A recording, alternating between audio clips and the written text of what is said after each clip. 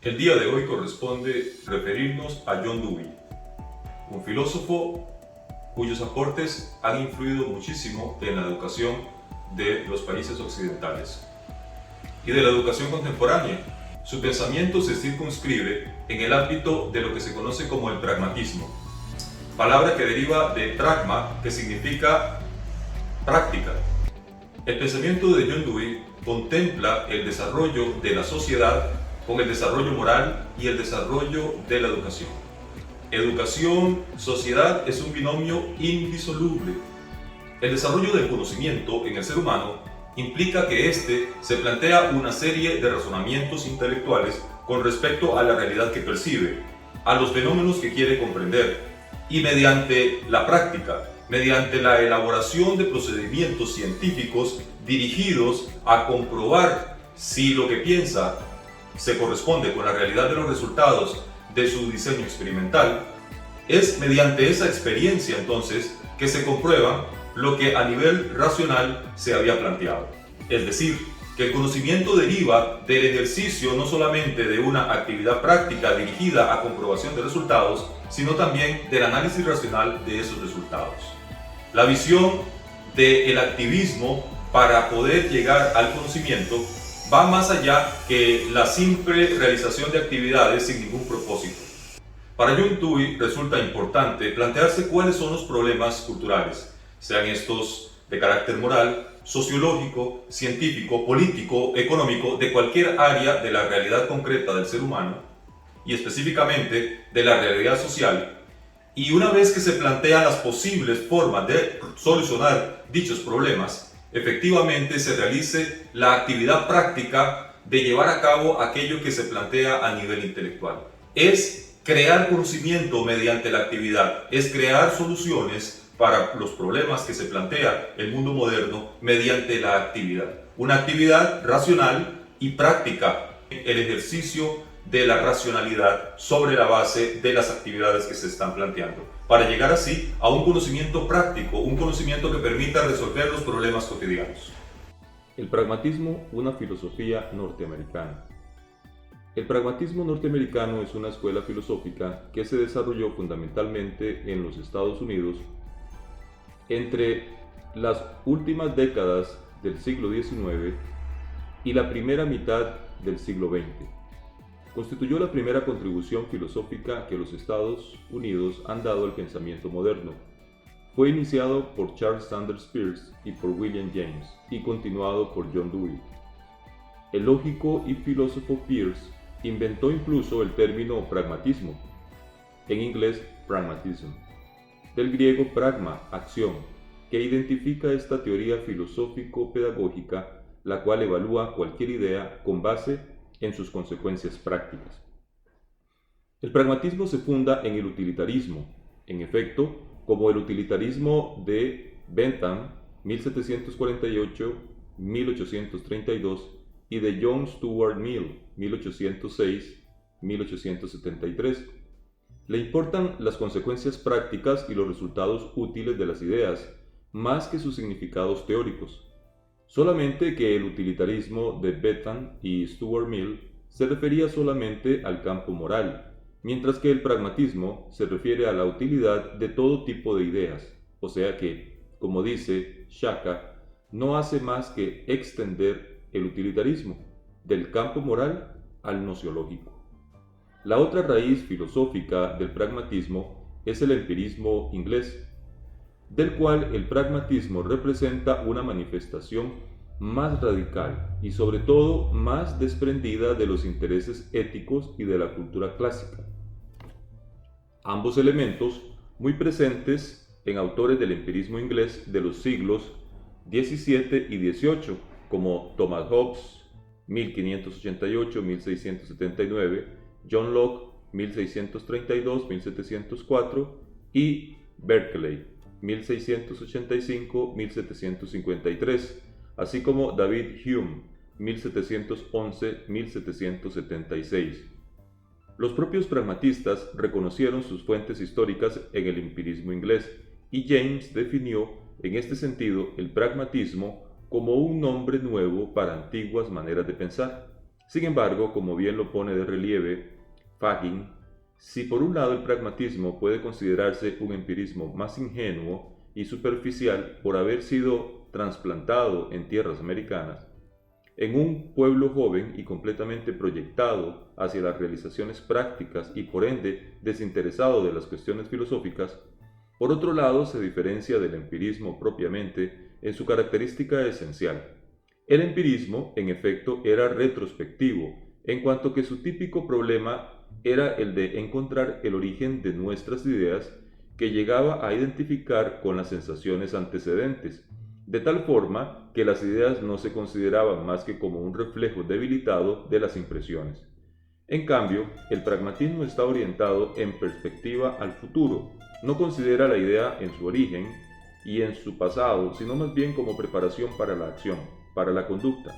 En este sentido, el pragmatismo, como corriente de pensamiento, fue parte de la reacción antipositivista, porque en contra del intelectualismo cientificista, seguro del valor objetivo del método y de los resultados científicos propio del positivismo, puso de relieve, como otras corrientes antipositivistas, la intervención activa del sujeto en la formulación de las proposiciones científicas y además el valor no absoluto sino hipotético y práctico de los principios teóricos. Por este motivo, si bien se puede ver el positivismo como antecesor del pragmatismo, por su valorización de la ciencia, por su método experimental aplicado también al mundo humano y por sus resultados técnicos, sin embargo, al pragmatismo no le interesa la ciencia como tal, sino por sus perspectivas pragmáticas. En este sentido, y no obstante todas las diferencias apuntadas, este tipo peculiar de filosofía de la acción es heredero más directo del empirismo, por su énfasis en contra de la inspiración racionalista, la que está todavía presente en el positivismo. El empirismo inglés, en efecto, en ningún momento había servido para fundamentar una epistemología de las ciencias naturales, llegando más bien, con Hume, a negar el valor cognoscitivo de la ciencia y constituyéndose, en cambio, como una filosofía vinculada a la problemática ética, política, religiosa, o sea, a la acción.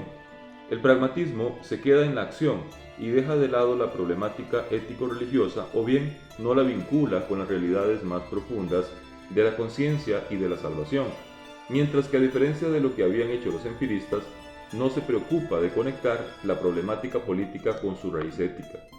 El pragmatismo pone de relieve lo concreto de la acción en contra de cualquier abstracción de las ideas.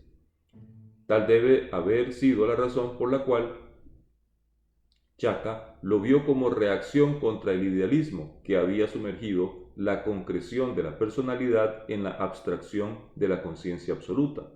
Por otra parte, este autor pone de relieve el eclecticismo propio del pragmatismo y lo define un método, más que una doctrina. Mientras que de John Dewey, el pragmatista que mayor influencia tuvo sobre juristas, psicólogos, sociólogos y educadores, dice: Dewey es el filósofo del hacer, del dominio sobre la naturaleza. Su teoría de la experiencia se alimenta de la economía y de la ciencia, donde él reconoce las fuerzas que transformarán la Tierra y los sistemas sociales. Su instrumentalismo tiene ante todo esa significación que lo acerca a las teorías marxistas. Los pensadores pragmatistas no tienen un concepto de ser humano establecido, y más bien rechazan todas las tesis metafísicas. Esto se traduce en un tipo peculiar de voluntarismo que se hace manifiesto sobre todo en el pensamiento de William James. Encontramos así un sujeto que actúa en función de su voluntad y construye en función a su voluntad, no solamente un mundo técnico-científico, sino unas convicciones ético-religiosas y un determinado tipo de sociedad. En vista de estos fines que se han establecido, la eficacia, la utilidad es lo que importa, pero no hay lugar para ningún concepto absoluto del bien y del mal, ni para la definición de una constitución esencial del ser humano en cuanto a su ser ontológicamente definido. John Dewey, o con su pronunciación en español, John Dewey, 1859-1952. Vida y obras. Con Dewey, como se ha escrito, el pragmatismo abandona las arenas movedizas del misticismo y se establece en la tierra firme de la experiencia y de las relaciones sociales. Este autor, que más que cualquier otro contemporáneo, ha tenido influencia en la educación, costarricense, sobre todo a través de Emma Gamboa, de Euladislao Gámez y de la Facultad de Educación de la Universidad de Costa Rica, fue educador y filósofo. Nació en Burlington, Vermont, el 20 de octubre de 1859. En ese mismo año nacía en París Henri Bergson, mientras que en Londres Charles Darwin publicaba su controversial libro El origen de las especies. Se graduó como Bachelor of Arts en la Universidad de la misma Burlington en 1879 y como doctor en filosofía de la Johns Hopkins University en Baltimore en 1884. En esta universidad tuvo como profesores, entre otros, a Peirce, a Granville Stanley Hall y a George S. Morris. Este último ejerció la mayor influencia sobre Dewey, induciéndolo a estudiar en profundidad el pensamiento de Hegel. El hegelismo tuvo la función de llenar el vacío religioso que le atormentaba, dándole una visión unitaria del mundo. Sucesivamente, Dewey se alejó del hegelismo, aún conservando en sí una huella permanente de tal filosofía.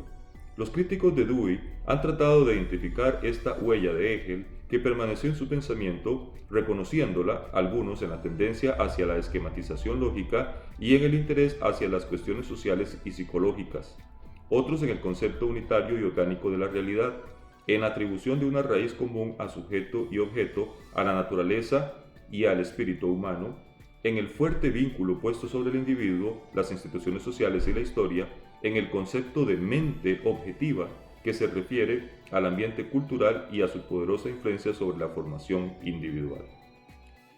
Dewey enseñó en las universidades de Michigan y Chicago.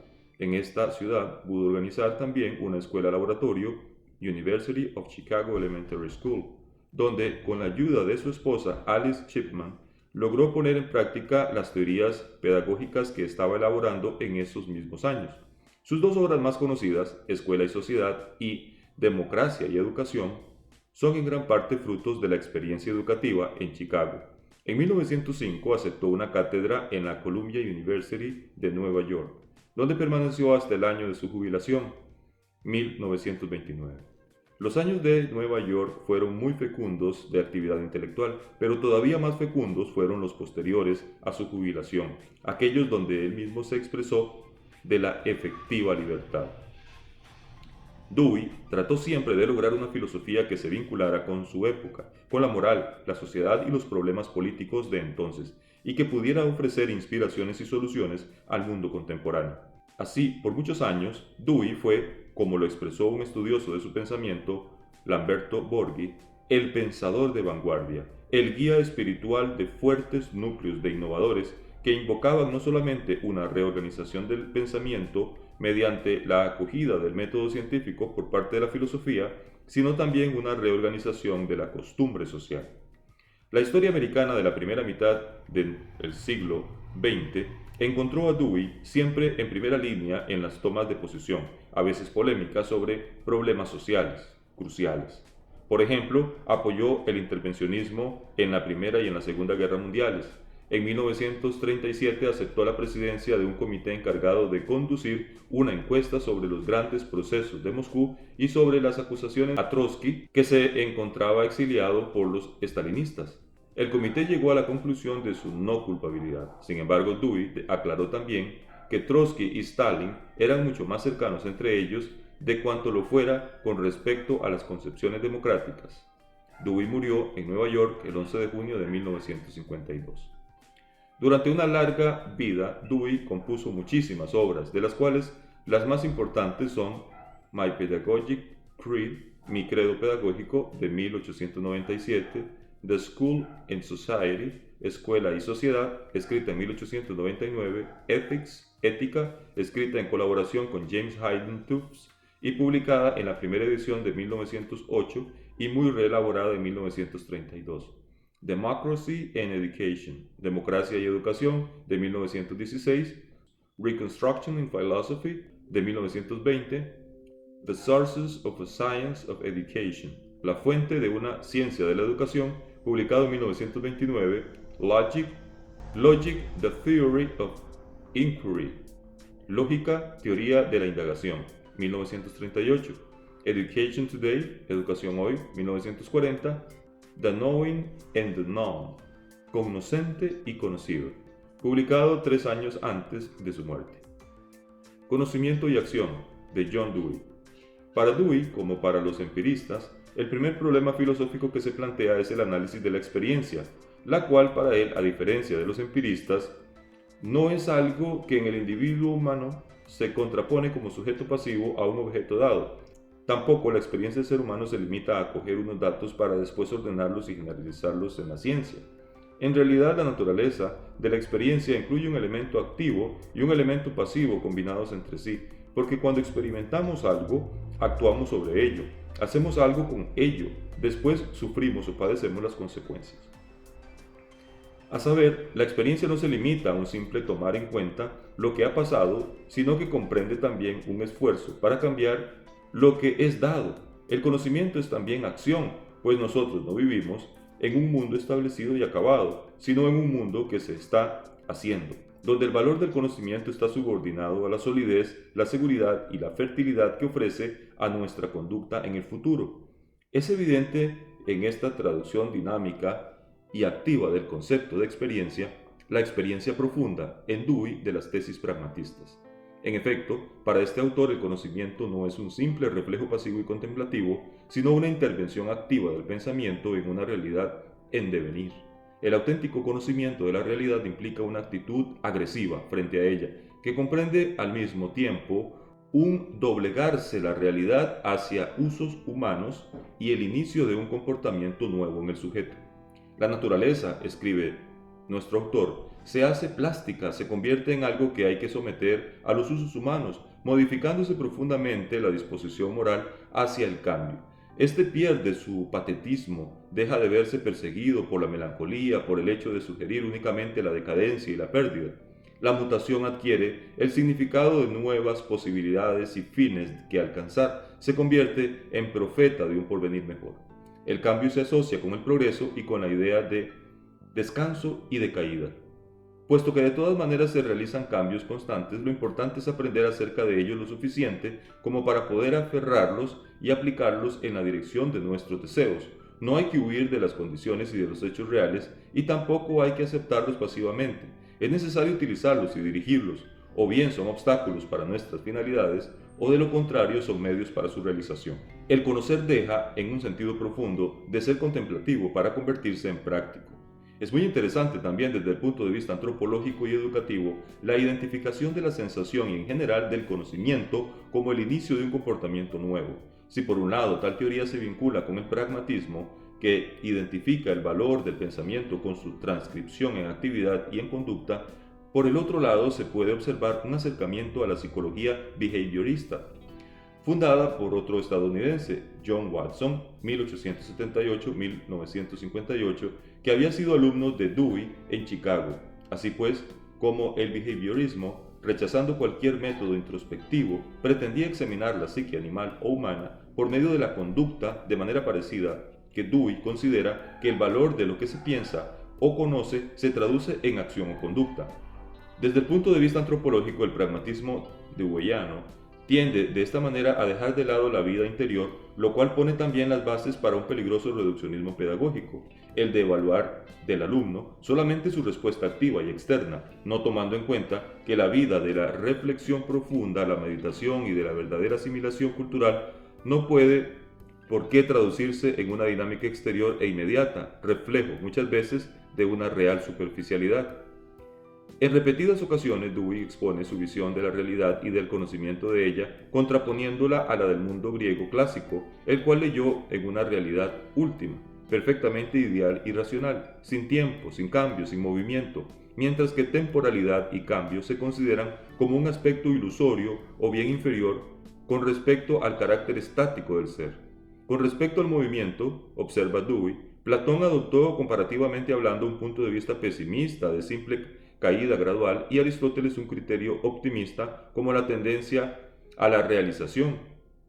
De todos modos, ni Aristóteles ni Platón dudaban de que la realidad plenamente real, la divina y última, es inmutable.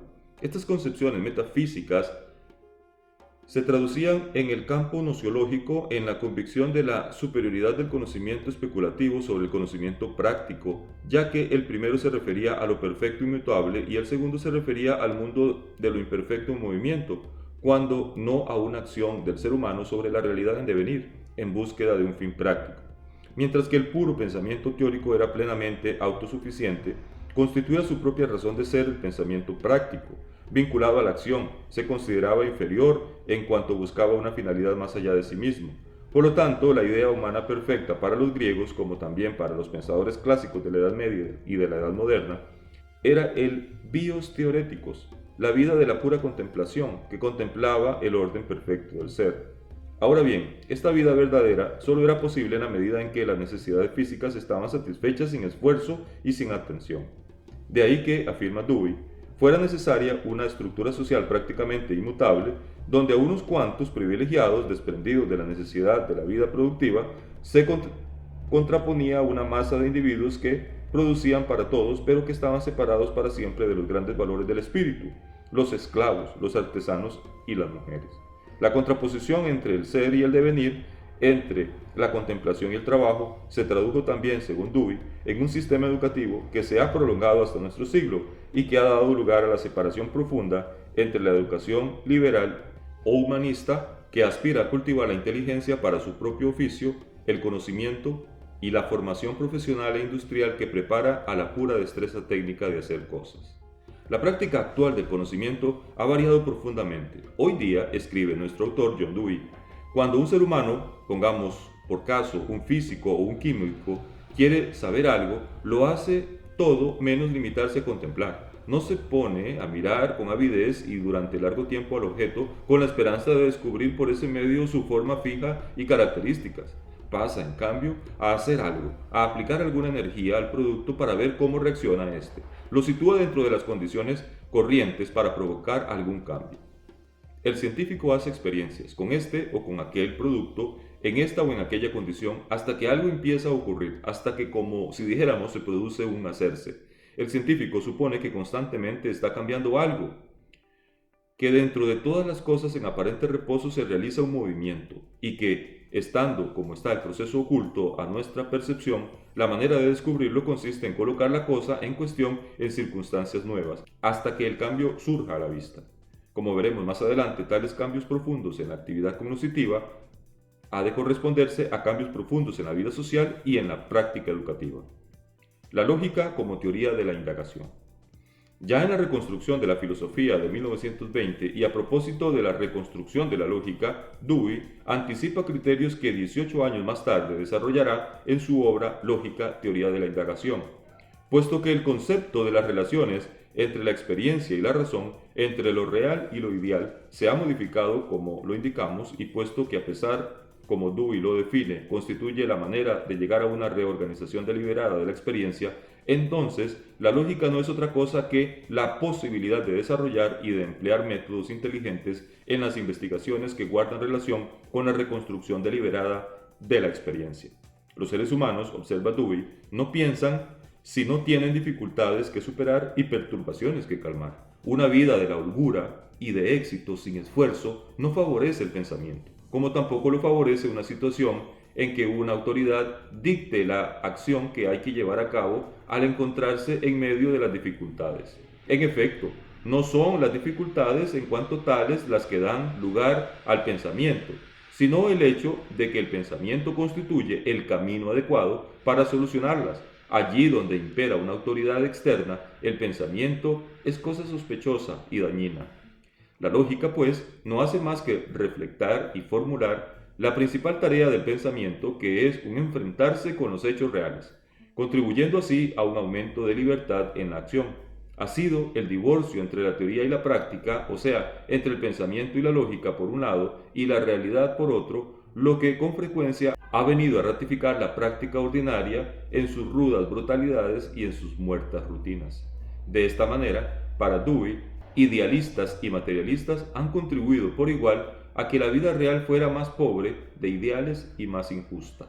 Tales principios alejan a Dewey de aquellas corrientes del neopositivismo y de la filosofía analítica que en esos mismos años trataban de reconstruir una intrínseca sintaxis de los procesos lógicos, como son proposiciones, inducciones, silogismos, etc., partiendo de la idea de que se trataba de unos puros procesos cognitivos formales o lingüísticos.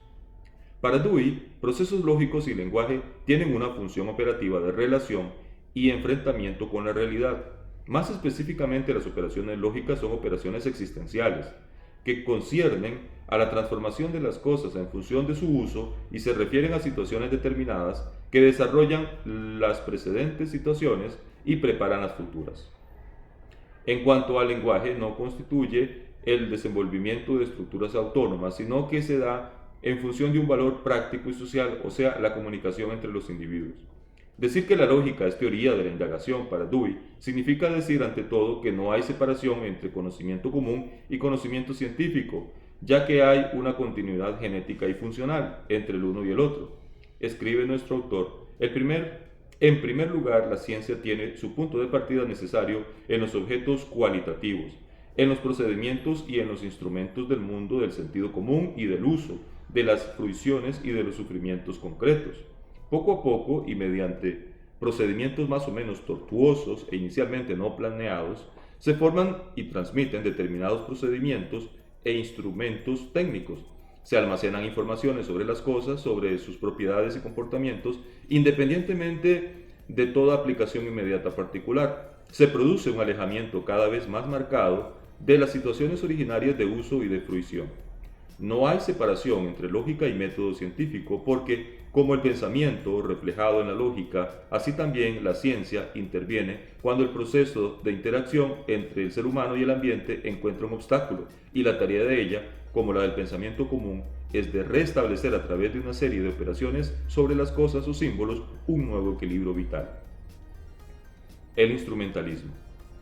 El rechazo del intelectualismo clásico y la manera pragmatista de entender el conocimiento como acción y la lógica como teoría de la indagación concreta define el llamado instrumentalismo de Dewey. El autor, en su obra Filosofía y Civilización de 1931, reivindica la función constructiva que la razón tiene necesariamente y define las ideas y en general el pensamiento como instrumento de organización de la experiencia futura para pasar de una experiencia menos armónica o inarmónica a una más armónica. La razón no debe entenderse como órgano de la metafísica, o así se expresa en Dewey, como facultad que nos introduce a una región superior de verdades universales. Tampoco debe entenderse de la manera como lo definió Kant, o sea, como facultad reguladora de la experiencia.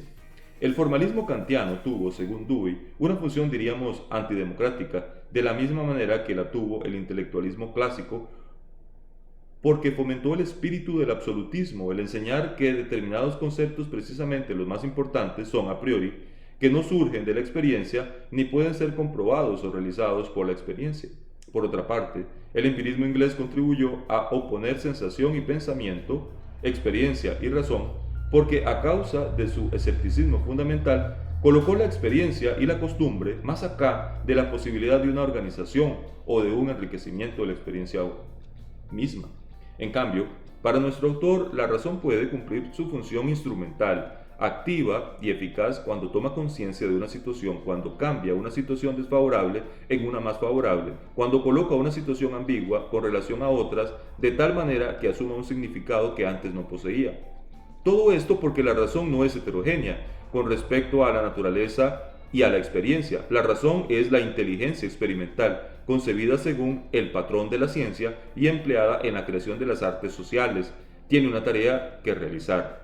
Liberta al ser humano de la servidumbre del pasado, servidumbre debida a la ignorancia y a la casualidad cuajada en costumbre. Proyecta un futuro mejor y ayuda al ser humano a realizarlo, y su actuar está siempre sometido a la prueba de la experiencia.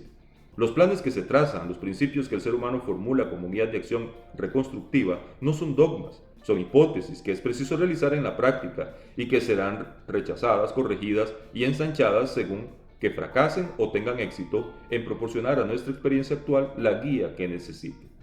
Tanto sean pensadores de la línea materialista dialéctica como pensadores de corte metafísico, han observado la coincidencia entre el instrumentalismo deweyano y las tesis de Marx, con respecto a la convicción según la cual todo proceso de conocimiento es a la vez empeño de transformación del mundo.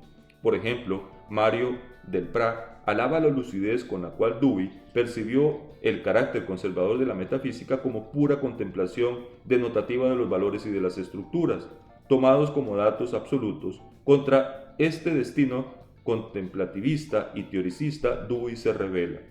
Tisato, comentando un pasaje de Democracia y Educación referido a la función social de la filosofía y unos concretos análisis históricos hechos por Dewey a propósito de este punto, observa una substancial convergencia con respecto a la postura marxiana, en lo que se refiere a la inexistencia de una filosofía universal y al hecho que conflictos de interés entre grupos sociales deben originar la existencia de filosofías en contraste entre sí.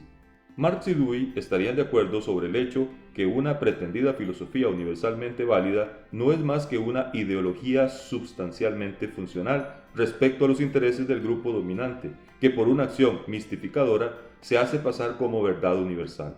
Según Tisato, para Dewey, como para Marx, existe una falacia filosófica con respecto a la metafísica, la cual en la medida en que atribuye a la razón la función y la capacidad de penetrar la estructura inmutable de la realidad, viene a asumir una función de defensa de la estructura social existente y de las clases hegemónicas. Para los dos autores, la liquidación de la metafísica procede al mismo tiempo que la liquidación del principio de autoridad a todos los niveles y en todas las formas. Shaka, comentando la actitud de Deweyana de limitar la inteligencia a su eficacia transformadora de la realidad y de cualquier realidad, y de tomar en cuenta entre las necesidades e inquietudes del ser humano solo aquellas que se puedan satisfacer en el ámbito del orden natural e histórico, concluye: el pragmatismo de Dewey no difiere mucho de las tesis fundamentales de Marx y del marxismo. Es la forma, digámoslo así, americana de este último, ya que las consecuencias desde el punto de vista moral, religioso y filosófico son las mismas.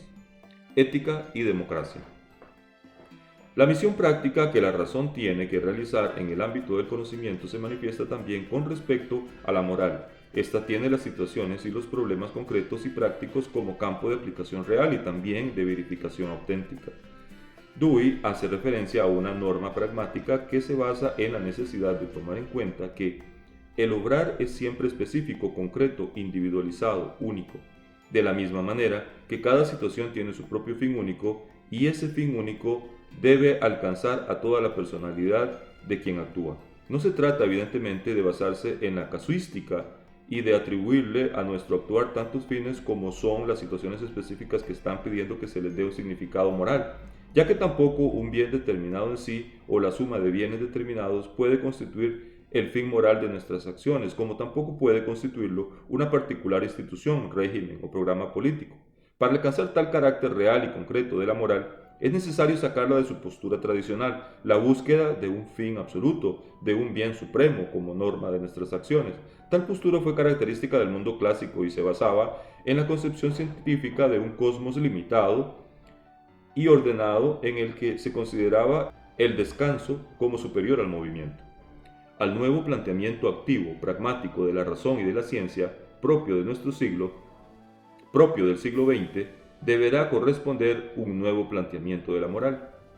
La creencia en valores fijos dio origen a algo parecido en el campo de la moral a lo que en el campo de la metafísica y de la epistemología fue la separación entre lo ideal y lo real, o sea, dio origen a la división de los fines intrínsecos e instrumentales, dotados los primeros, los intrínsecos, de valor propio y considerados los instrumentales solo como medios para la consecución de los bienes en sí.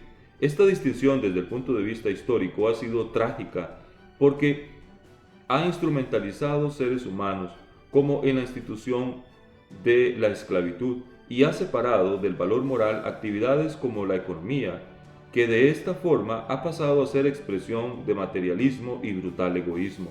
En realidad hay que tomar conciencia de que todas las actividades y todos los bienes, tanto los llamados instrumentales como los naturales, pueden y deben idealizarse, porque no hay más moral que la que se encarna concretamente en la vida cotidiana.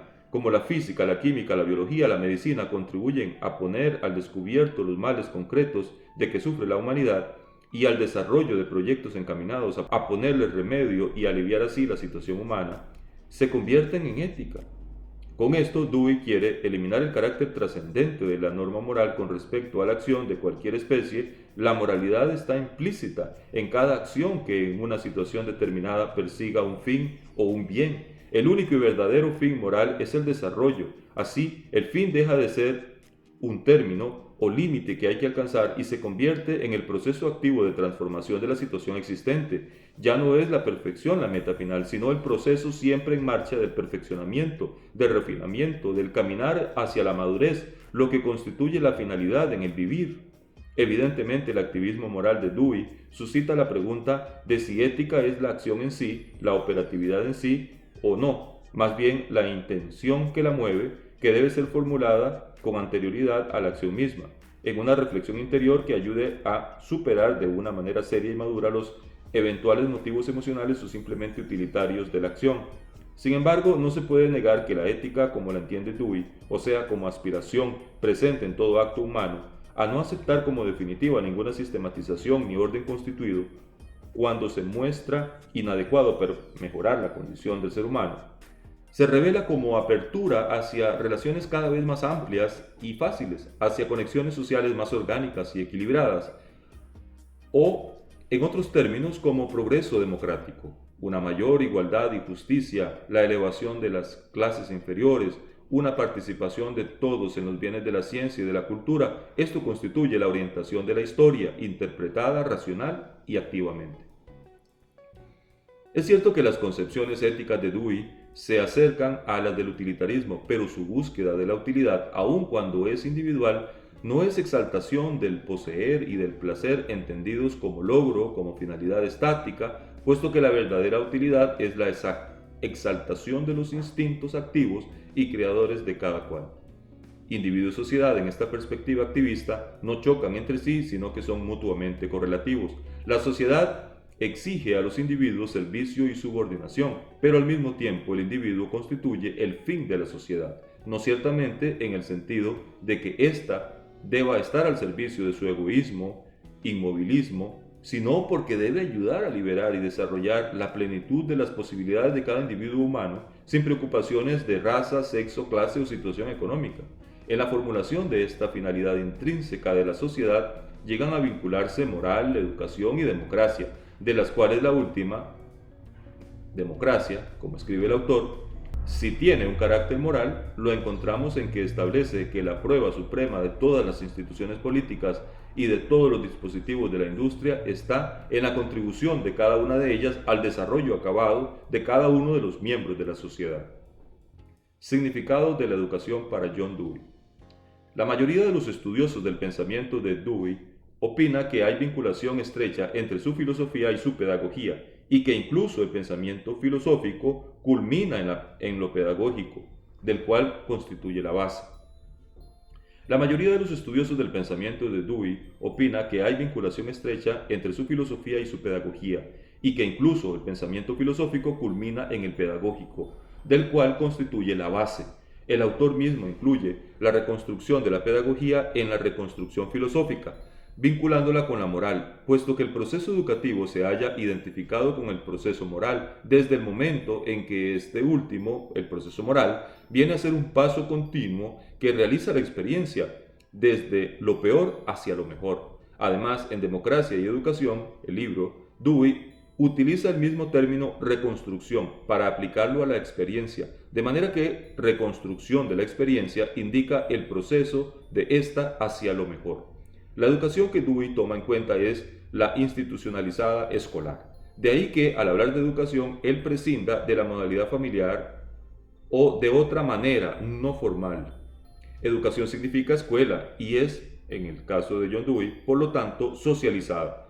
Esto no es casual, porque educación y sociedad para el autor van de la mano. Proceso moral y proceso de crecimiento coinciden, de manera que una mejor educación de la niñez, una educación que favorezca el crecimiento, o sea, que libere y desarrolle las potencialidades de cada individuo, constituirá el medio más eficaz y económico de progreso y de reorganización sociales. A este nivel del desarrollo del tema, es importante aclarar la finalidad de la educación, según Dewey, que él expresa, por ejemplo, en los capítulos 5 y 6 de Democracia y Educación, comparándola y enfrentándola con las diferentes finalidades que se le han atribuido en el pasado. Número 1. La primera concepción a la cual Dewey se enfrenta, oponiéndosele, es la preparación, ya sea que se considere la vida adulta como la meta final del desarrollo infantil, ya sea que se considere la misma vida adulta no como fin en sí mismo, sino como preparación para otra vida.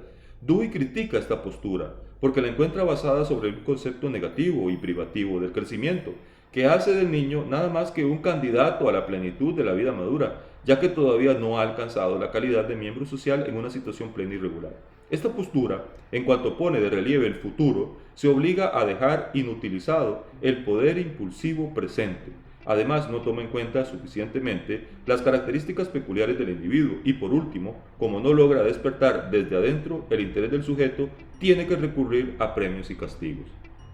2. La segunda concepción criticada por Dewey es la de educación como desenvolvimiento.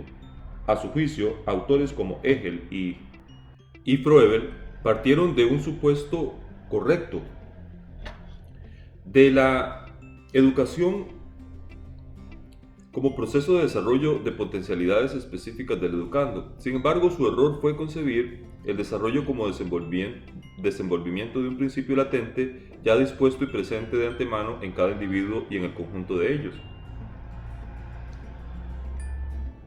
En tercer lugar, Dewey se refiere a la educación como adiestramiento de facultades. Tales facultades presentes al nacer serían, por ejemplo, el percibir, el recordar, el querer, el juzgar, el generalizar, etc. Y la educación consistiría en su adiestramiento mediante ejercicios.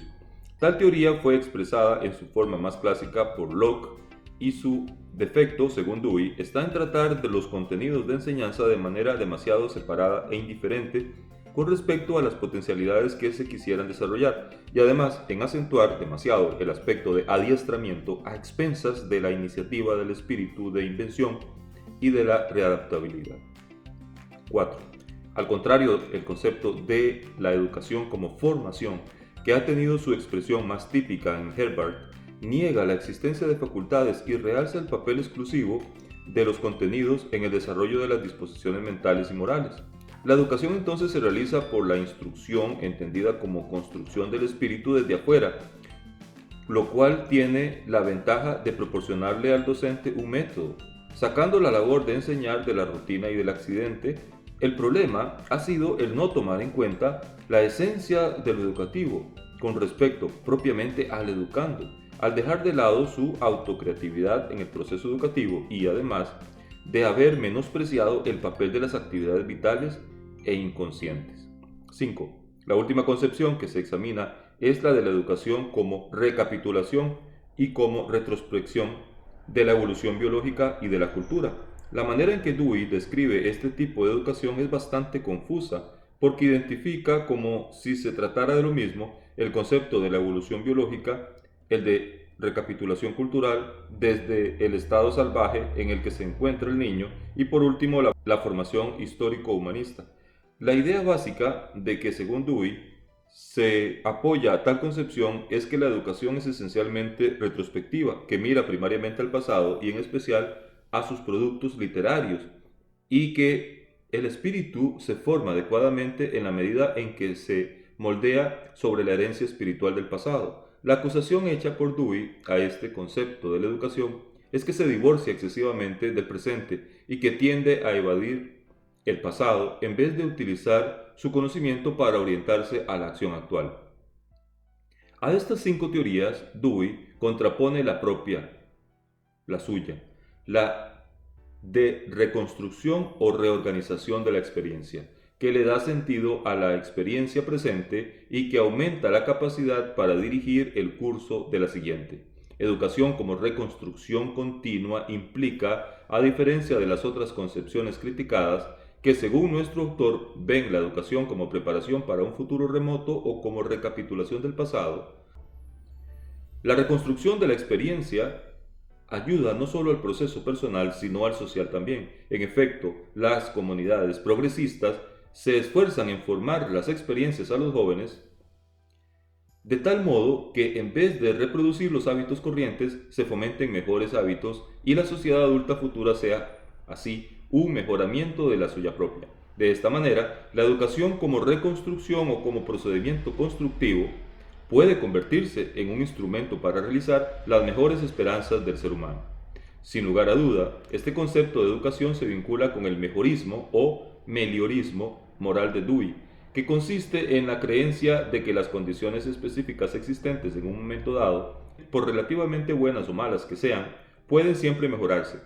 Al contrario, el pesimismo y el optimismo son doctrinas paralizadoras. La primera, el pesimismo, porque al proclamar que el mundo es totalmente malo, hace vanos todos los esfuerzos con que se quiere remediar las causas concretas de los males. El optimismo, por otra parte, hace a los seres humanos insensibles a las dificultades y sufrimientos reales de los demás y por lo tanto amortigua los esfuerzos para buscar una solución inteligente a los problemas. El mejorismo, en cambio, compromete al ser humano con el mundo de lo relativo, imperfecto y cambiable, y no comete el error, como si los otros, y sobre todo el optimismo, de llamarlo hacia la calma de lo absoluto y de lo eterno. La filosofía, la moral, la educación de Dewey se mueven exclusivamente en el mundo de lo temporal inmediato y de lo inmanente de la experiencia. En suma, y si bien se propone el noble fin de hacer mejor y más justo este mundo, son reductivas con respecto a las aspiraciones humanas más elevadas, dirigidas hacia lo absoluto y lo eterno, precisamente, y también hacia los valores de la interioridad y del espíritu, que no se ve como que sean excluyentes con respecto al compromiso con lo presente y lo real. De la misma manera, los valores de la cultura y de la conciencia histórica son demasiado despreciados en la medida en que Dewey no alcanza a ver su importancia para la realización de una humanidad más culta y crítica y menos conformista, pragmática e identificada con una función consumista de ideas además que de objetos. Escuela y sociedad democrática. Para Dewey, la educación nueva no podrá ya aislarse como una relación privada entre maestro y discípulo, sino que deberá ser parte esencial de la misma evolución social. La sociedad es fiel a sí misma solo si asegura el pleno desarrollo de todos sus miembros. Asimismo, en la obra Mi credo pedagógico, escrita en 1897, el autor pone en evidencia con claridad los dos aspectos, el psicológico y el social, del proceso educativo y afirma que ninguno de los dos puede ser dejado de lado o subordinado al otro.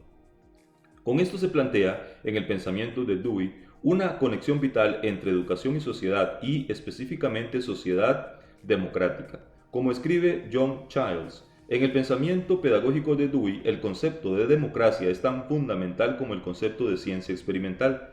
Él creía que la tarea principal de la nueva educación era desarrollar un programa para la formación de la juventud, fundado tanto en el modo científico de pensar como en el modo democrático de vivir. Seguidamente cita una afirmación del mismo Dewey en un artículo sobre la fe democrática y la educación, escrito en los últimos años de su vida.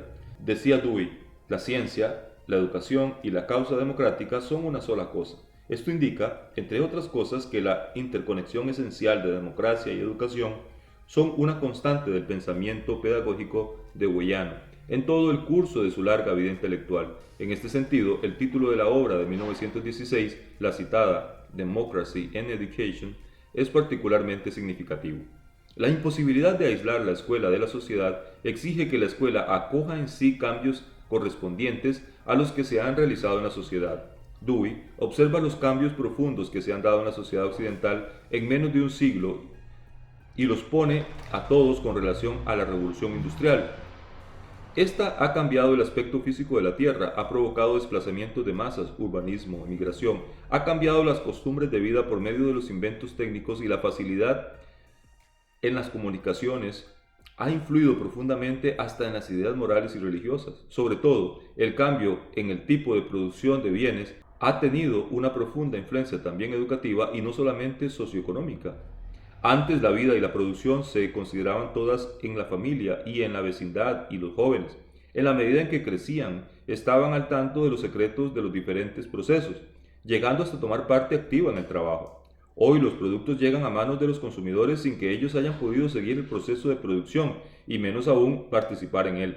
Esto constituye la pérdida de una gran oportunidad educativa, a partir de la cual en el pasado se desarrollaban dotes de observación y de imaginación, de pensamiento lógico, sentido de realidad, percepción de la necesidad y del uso social de las cosas, participación social.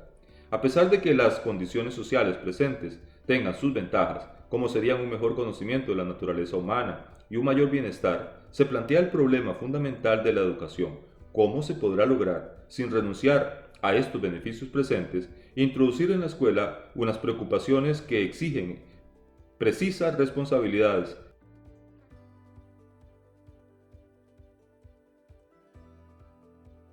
y poner al estudiante en contacto con las realidades físicas de la vida, conservando, por lo tanto, los beneficios pasados.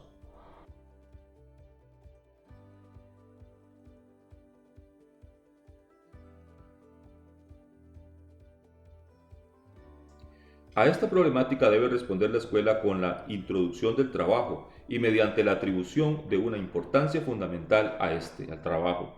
Se trata de un trabajo que puede y hasta debe ser manual, pero cuya finalidad no es utilitaria, sino humanista. El trabajo educativo debe ser rigurosamente distinto de la preparación al ejercicio de un oficio. Entendido como instrumento de desarrollo físico, intelectual, moral, social, el trabajo no debe tener como finalidad una contribución económica directa, ni para el niño ni para la comunidad. No debe ser una materia de estudio aparte, sino un espíritu nuevo que esté presente en toda la actividad escolar. En efecto, la actividad en común produce por sí misma vida comunitaria porque si la finalidad de la educación es preparar para la vida social, deberá hacerlo por medio de un ambiente rico de virtudes sociales. Están echados así los cimientos del método activo. Aquí cabe indudablemente una pregunta fundamental. ¿Qué significa exactamente para Dewey el valor democrático inserto en la educación? Puesto que no se trata de una asignatura específica, como sería la enseñanza de la educación cívica, ni de una educación para el trabajo y mediante el trabajo, la cual, aunque muy apreciable, se da también en regímenes totalitarios, vale la pena que el tema reciba una mayor aclaración. Dewey reconoce que toda educación es social porque todo grupo social, cuando educa, tiende a transmitir sus hábitos y aspiraciones a sus propios miembros jóvenes.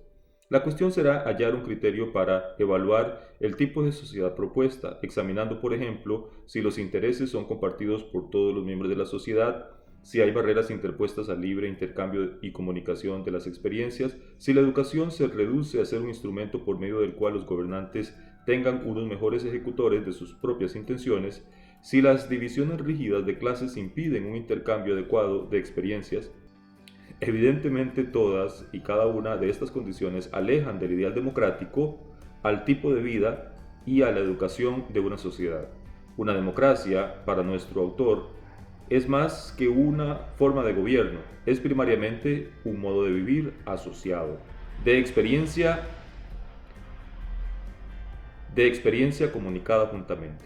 Una sociedad democrática, como la define Dewey, es aquella que facilita la participación en los bienes de todos sus miembros en condiciones iguales y que asegura el reajuste flexible de sus instituciones mediante la interacción de las diferentes formas de vida social.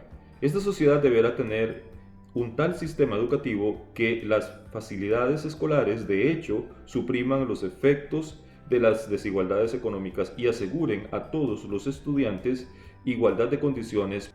Una sociedad democrática deberá tener un tipo de educación que le dé a los individuos un interés personal en las relaciones y en el control sociales y también los hábitos espirituales que produzcan los cambios sociales sin introducir por eso el desorden. En una comunidad democrática, el único fin de la educación, fin desde luego, no impuesto desde afuera, y que constituye a la vez el objeto y la recompensa del aprendizaje, es la capacidad continua para el desarrollo.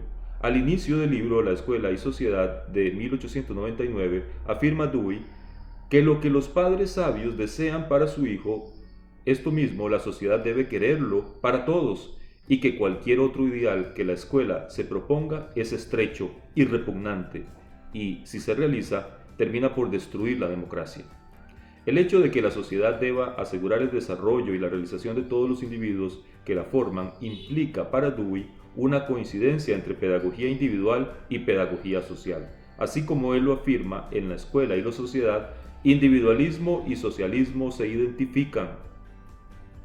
Para concluir, diremos que la democracia para Dewey no es simplemente ejercicio del sufragio o del principio de representatividad, sino que su realidad tiene que ver con la realización profunda y auténtica del individuo en la sociedad, y por medio de ella, la sociedad misma es por lo tanto, un problema pedagógico. En esto estriba su fundamental identificación con la doctrina política de Platón, que es al mismo tiempo pedagógica porque afirma que la sociedad es bien organizada cuando cada individuo está haciendo aquello para lo cual tiene aptitud, de modo que es útil a la sociedad, mientras que por otro lado es función de la educación descubrir estas aptitudes y adiestrarlas para el uso social. En la perspectiva de nuestro autor John Dewey, la democracia no es simplemente la organización política que libera a los individuos de constricciones externas, sino el sistema que alimenta, sostiene y dirige la realización auténtica de las fuerzas y aptitudes individuales. La contribución de Dewey al activismo pedagógico. La filosofía pragmatista e instrumentalista de Dewey se traduce en el plano pedagógico en el activismo. Analizaremos aquí brevemente en qué consiste el activismo deweyano, puesto que tal modo no se encuentra solo en nuestro autor, entre los pedagogos de nuestro siglo, sino también en Kirchsteiner, María Montessori, Kilpatrick, De Crowley, Claparade, Ferrier, Freinet. Ante todo, no se puede concebir ni en el interior del pensamiento deweyano ni fuera de él una escuela activa que no esté basada sobre el interés del alumno. Dewey observa que el interés es el único impulso que no necesita de estímulo externo, como si lo necesitan las actividades y los aprendizajes impuestos desde afuera, que utilizan o el temor hacia el maestro o la esperanza de una recompensa. El esfuerzo, concebido como una tensión de la voluntad hacia aquello por lo cual no se siente ningún interés, es una anormalidad. Por otra parte, en la escuela, basada sobre el interés, no se excluye el esfuerzo porque el interés mismo implica la identificación con la finalidad y con los actos necesarios para alcanzarla. Por lo tanto, la piedra de toque de la autenticidad de un interés es, para Dewey, su persistencia, no obstante los obstáculos. No existe entonces antagonismo entre esfuerzo e interés.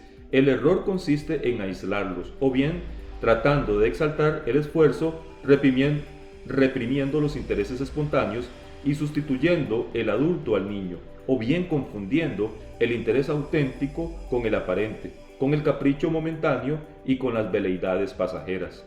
Toda la escuela activa se preocupa con razón de no pecar de adultismo, o sea, evitar la sustitución del niño por el adulto mencionado por Dewey, asunto del cual muy pocos se preocupan, sobre todo entre los seguidores e imitadores, es el de no reducir el adulto a niño, con la consecuente posible fijación en patrones de sustancial inmadurez, sea humana, sea intelectual.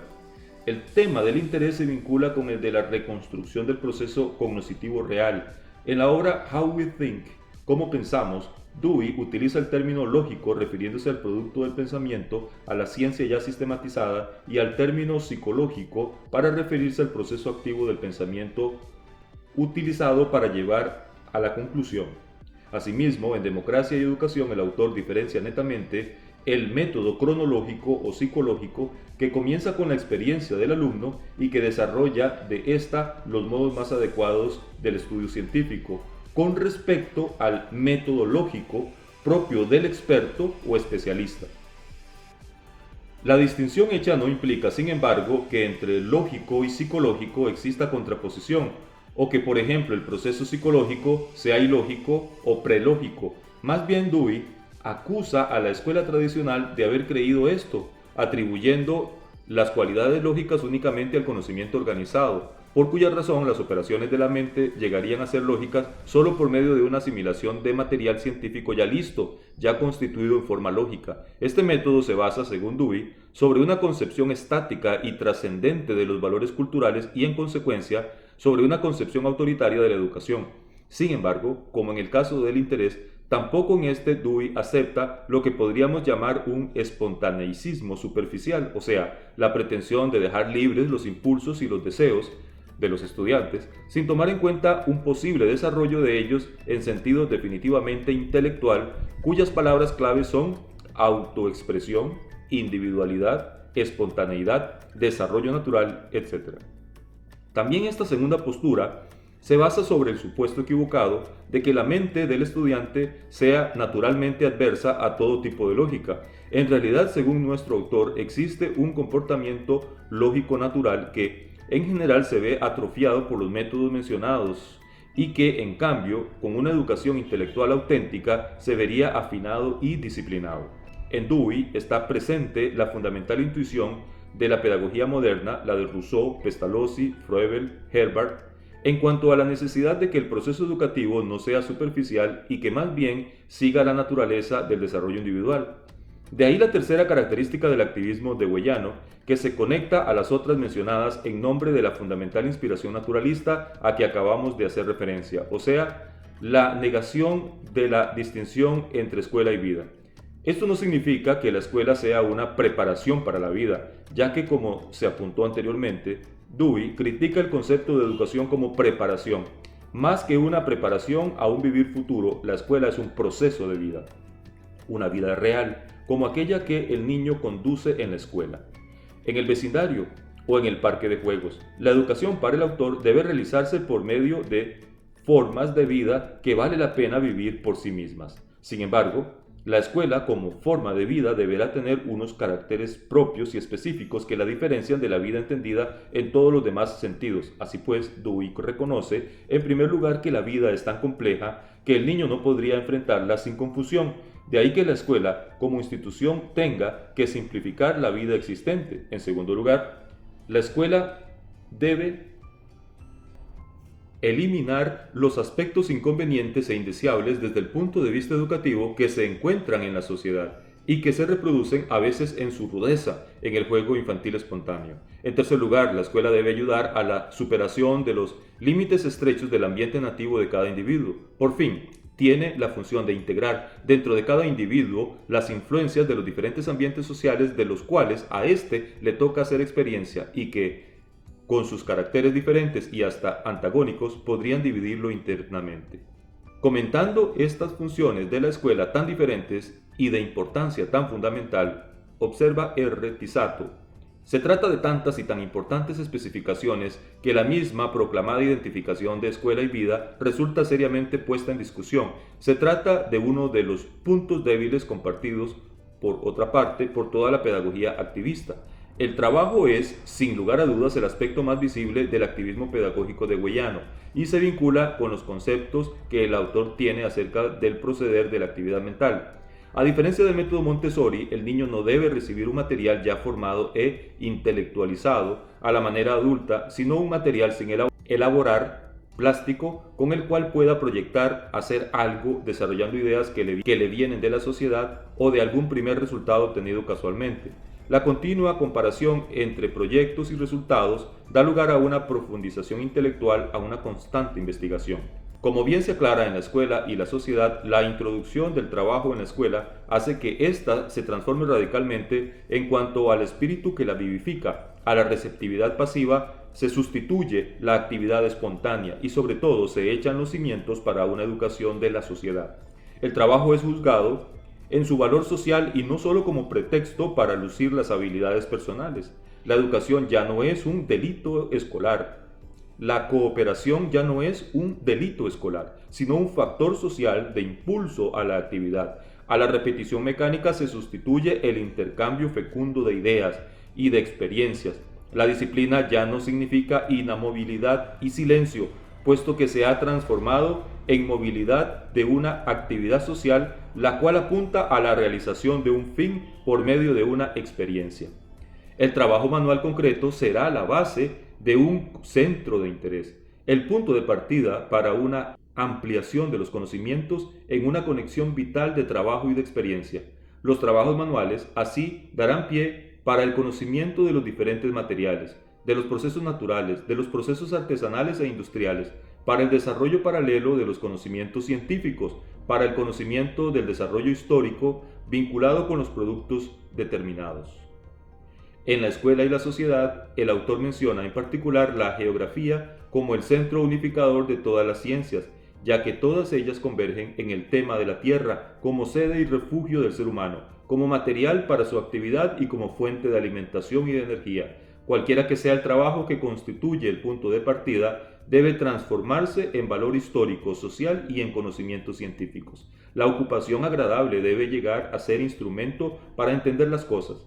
La formación del hábito científico es la principal finalidad del trabajo en escuela, porque en la vida moderna constituye la condición para una participación activa y libre en la vida social. Tal libertad se logra solamente si la actividad tiene un significado, sobre todo para el ser humano que la desarrolla. La actividad libre es tal porque es consciente, no porque es caprichosa y antojadiza, de tal forma que la autodisciplina se vincula estrechamente con la libertad. Escribe el autor en Experiencia y Educación, una obra de 1938, es fácil escapar de una forma de control externo solo para encontrarse preso en otra forma más peligrosa de control interior. Los impulsos y los deseos que no están disciplinados por la inteligencia se hallan sometidos al control de circunstancias accidentales. La liberación externa y física no tiene valor sino en cuanto es un medio para la libertad como poder de hacer proyectos, poder de juzgar con prudencia, poder de medir y ordenar los medios para realizar los fines elegidos. El problema crucial de la educación es el de obtener que la acción no siga inmediatamente el deseo y sea más bien precedida por la observación y el juicio. La única libertad que tiene verdadera importancia es, según lo declara Dewey, la libertad de la inteligencia. Luego de la lectura dirigida que hemos realizado del texto La educación actual en sus fuentes filosóficas, resulta claro para el lector, para ustedes que nos han estado amablemente escuchando, llegar a la conclusión de por qué la educación nuestra toma gran importancia para las actividades como la realización de las ferias científicas, lo que John Dewey planteó como las Scientific Fairs. Asimismo, ¿por qué es tan importante para nuestras escuelas y colegios el desarrollo del proceso de elecciones estudiantiles? El estudiante, mediante la vivencia del proceso de elecciones estudiantiles, interioriza los valores de la democracia, de la convivencia social, de la elección de representantes de toda la comunidad estudiantil. Mediante una actividad práctica se van adquiriendo las competencias y los conocimientos necesarios para la vida actual en democracia. La democracia se vive en el aquí y en el ahora. Entendemos en este contexto la relevancia que tiene el método de aprendizaje por indagación propio de las ciencias naturales, el diseño de actividades de mediación pedagógica consistentes en demostraciones científicas, en la realización de experimentos y proyectos científicos. Y finalmente, lo más importante, la vivencia de los valores mediante una transversalidad de dichos valores. Es en la vida práctica donde se va desarrollando el sentimiento moral, precisamente para poder adaptarnos al ambiente social en el que vivimos. Una comprensión de las necesidades prácticas y lógicas de el desarrollar una serie de normas de comportamiento social que nos permitan el trabajo colectivo, el trabajo en sociedad, el trabajo en grupos o colectivos. Es decir, el nacimiento de una concepción pragmática de la moral, de las normas de convivencia moral y todas las demás normas de convivencia social, como las normas de cortesía e incluso las normas de derecho. John Dewey, fundamental filósofo para la comprensión de la educación contemporánea. Gracias por su atención.